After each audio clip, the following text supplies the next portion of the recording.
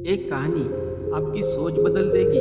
उस वक्त की बात है जब गौतम बुद्ध इस धरती पर अवतरित थे। एक दिन गौतम बुद्ध धन के प्रचार के लिए वैशाली नगरी में जा रहे थे। वे अभी थोड़े ही आगे गए थे कि उन्होंने देखा कि वैशाली नगरी के कुछ सैनिक भागते हुए एक लड़की का पीछा कर रहे थे। वो लड़की बहुत ही डरी हुई थी। वो एक कुएं के पास जाकर खड़ी हो गई और हाँफने लगी कि उसे प्यास लगी थी, उसे पानी पीना था। भगवान बुद्ध ये सब देख रहे थे। फिर उन्होंने उस बालिका को अपने पास बुलाया और कहा कि तुम उस कुएं से पानी निकालो और स्वयं भी पियो और हमें भी पिलाओ। उतनी ही देर में वो सैनिक वहाँ पहुँच गए। भगवान बुद्ध ने अपने हाथ के संकेत से उस सैनिकों से रुकने को कहा। फिर उस बालिका ने गौतम बुद्ध को कहा कि महाराज, मैं तो अच्युत हूँ। मैं इस कुएं से पानी निकालूंगी तो जल दूषित हो जाएगा। मैं आपको कैसे पानी पिला सकती हूँ।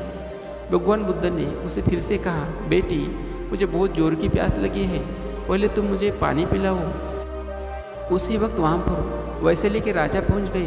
उन्होंने बुद्ध को नमन किया और सोने के बर्तन में पानी देते हुए कहा, महाराज, ये लीजिए, केवड़े और गुलाब का सुगंधित पानी आपके लिए है। लेकिन बुद्ध ने उस पानी को लेने से इनकार कर दिया और कहा कि हम इस बालिका से पानी पिएंगे। राजा थोड़ी देर वहाँ रुक गए। बुद्ध ने फिर से उस बालिका से अपनी बात दोहराई। फिर बालिका से रहा नहीं गया और इस बार साहस बटोरकर उसने कुएं से पानी निकाला।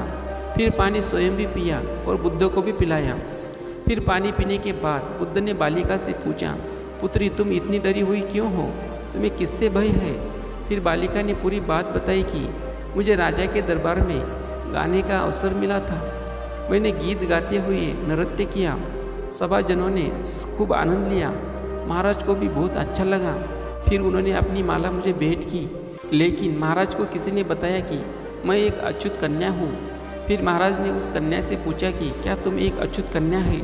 फिर मैंने बताया कि हाँ, मैं अच्युत हूँ। राजा ने यह सुनते ही अपने सैनिकों को आदेश दिया कि इस कन्या को कैद खाने में डाल दो।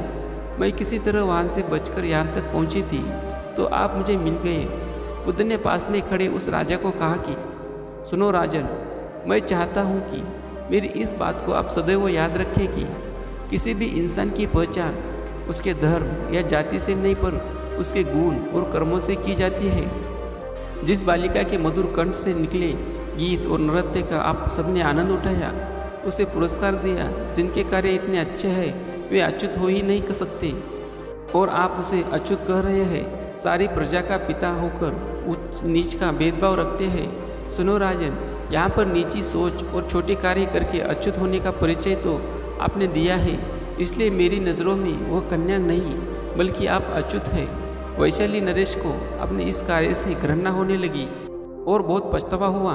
फिर वह बुद्ध के चरणों में गिर पड़े और क्षमा मांगने लगे और कहा कि आपकी इस बात को मैं सदैव याद रखूँगा। फिर वहाँ से चले गए।